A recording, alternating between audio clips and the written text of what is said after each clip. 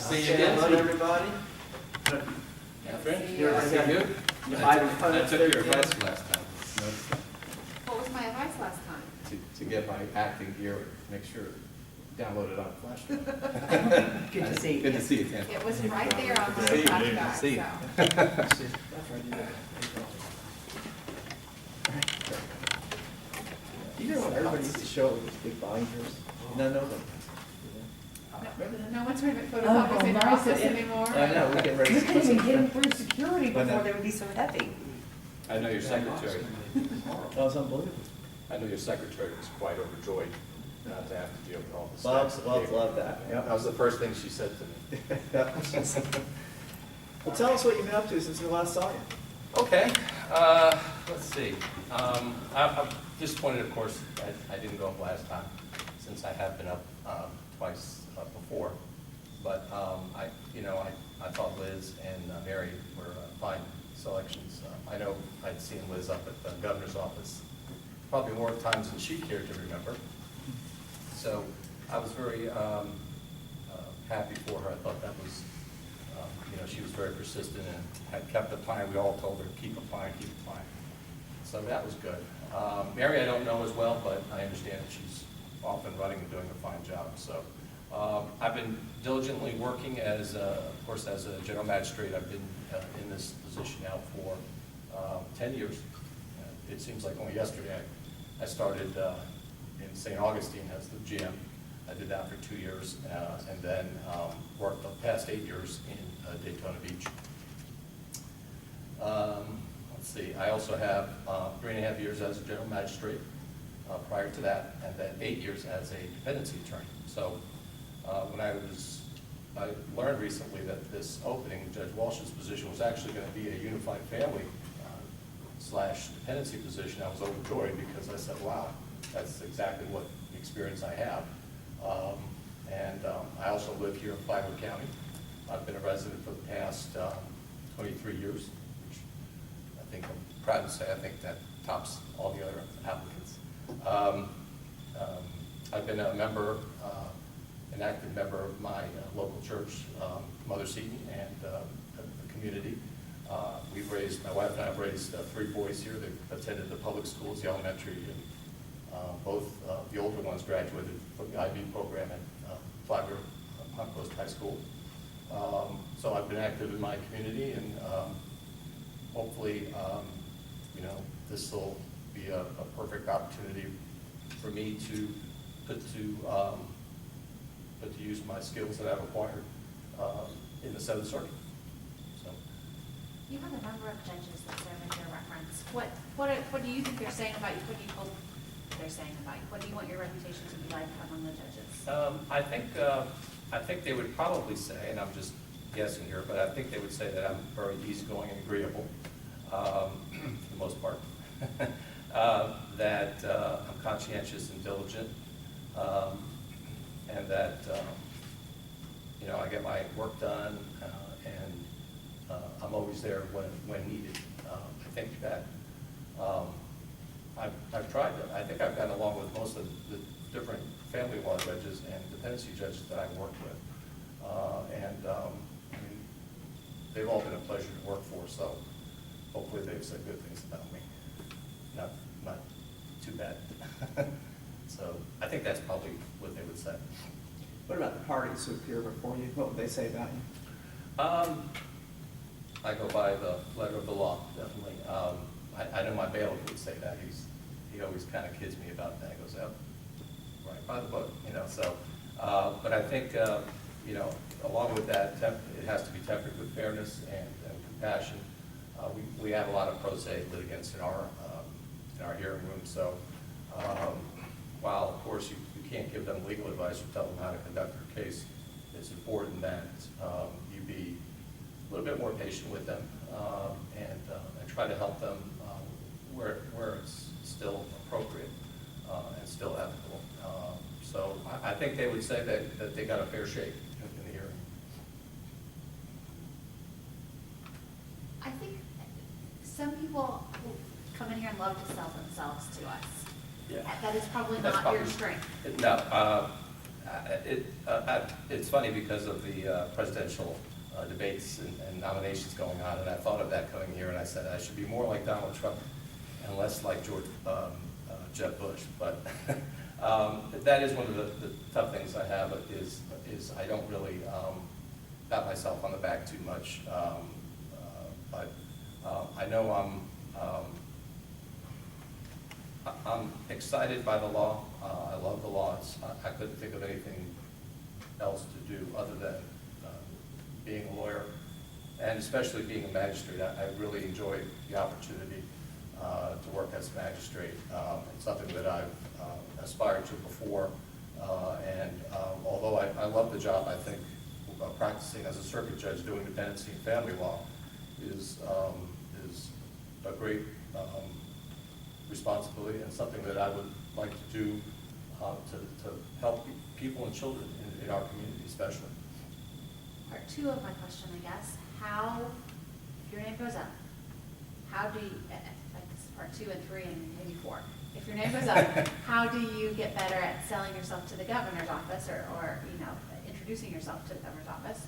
If you get selected, how do you keep your seat in an election, and how do you do at campaigning if you're not a natural, self-propaganda guy?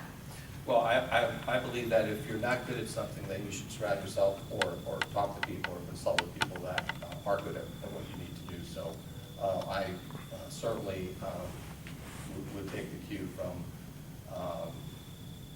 from others that have gone before me in trying to contact as many people. I know people in the local community that I would certainly contact the governor's office. I think that's one of the things I've learned over the years is that you really just can't sit back and hope that your interview goes well at the governor's office. You really have to get out there and press the flesh and contact people and make a really concerted effort to make sure that that the governor knows of your qualifications and knows of your background.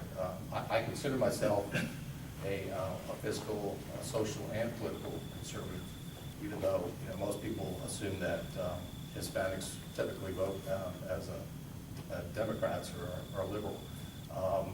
That's not the case with me. So and that's how I live my life, and that's how I apply law. And also I have a deep religious faith, which helps me in my daily life. And I think those are all qualities. I know this governor places a huge premium on a person's character. I think that's one of the central things that he's looking for in his candidates and his selections. And so I hope and trust that that's one of the things that people will look and say, or recommend me because they say Alex has always been a person of good character and has always tried to do the right thing and be honest about it. Are you talking to people who have successfully gone through this process, and Judge Blackburn and Judge Nichols, and getting advice from them? Yes, I've talked to Judge Nichols in the past, and she has recommended a few things for me. I also reviewed some of the videos from the last people that I interviewed. I got a lot of good pointers from that. So I don't think it's not in my makeup do something half-heartedly. If I want to do something, I'll put all my effort into it. So I really believe that this is a golden opportunity for me here to work in Flagler County. And since I've interviewed with this governor before, I'm somewhat familiar with his methods and his what he's looking for and his staff. I don't know if he has the exact same staff, but so I think that would be helpful to me. What sets you apart from the other candidates on the list? Well, in terms of specific experience, I think no one else, well, I have 30 years of experience as an attorney, 22 years of experience specifically in the family and dependency field, which I don't think anybody else has. Plus, I've worked as a magistrate in Daytona and in St. Augustine. I've also appeared in courts in Putnam County, St. Johns County, Flagler County, and Volusia County. I haven't just been in Volusia County. So I've practiced in front of a lot of judges I understand how the courts work, how the system works. I have a particular aptitude in seeing how things get done administratively. I always like to make things work better or improve things. I'm always constantly asking, why are we doing things like this? Is it because we've done it like this forever? And Mr. Clements probably can relate to, or he can share the frustration of sometimes things don't always happen very quickly when he's trying to get hearing time or when things get bogged down in the system. And I get tired of hearing that so much because we should make the system as user-friendly as possible to make it as, we're public servants. We're there to help others. I don't think making a lot of money is my ultimate aim in life.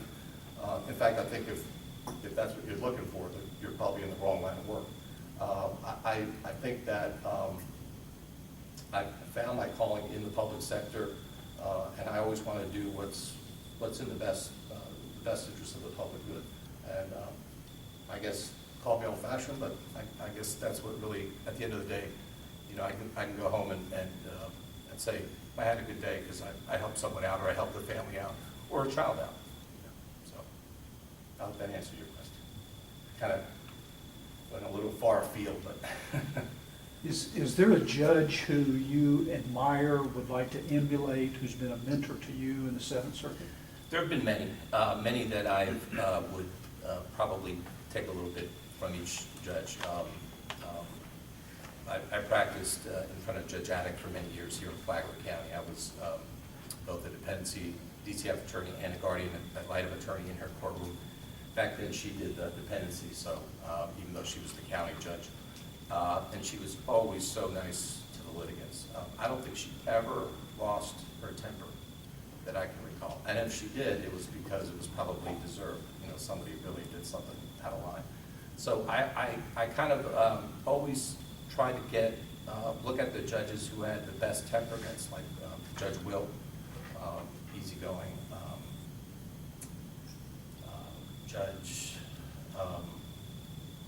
I like Judge Kennedy for his intellect, Judge Piggott because she was ran a very no-nonsense courtroom. Just so many judges over the years, and I can honestly say that I've been impressed with the vast majority of them. I can't remember too many judges that I said, oh God, I don't want to practice them. Oh, I dreaded going in front of. Those were always few and far between. So I think I just like to, I love observing judges and culling from them their best aptitudes, because they really, each one, we're all different. And if you take the best of each of those judges, you have to be your own judge, of course, but if you cull the best of each judge that we have in our circuit, I think that's only going to make you a better judge and a better person. So. Alex, thank you for coming in. Thank you very much. I appreciate it. We'll I be feel like back. I'm at home today. Right, absolutely. Yeah, thank you very much. Eric, we'll speak with you later. Okay, thank you very much.